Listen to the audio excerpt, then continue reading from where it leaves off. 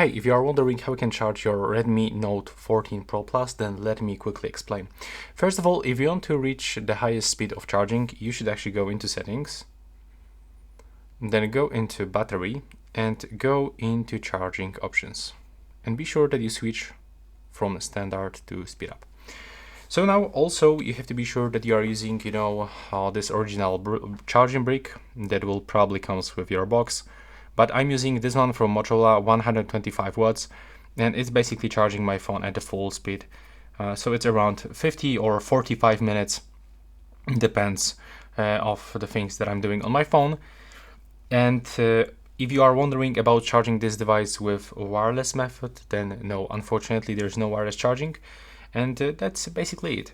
You can also connect this phone by using, USB-C cable straight to your power bank, to your laptop, to your PC, but of course it will charge a little bit slower. So yeah, that will be all, and thanks for watching.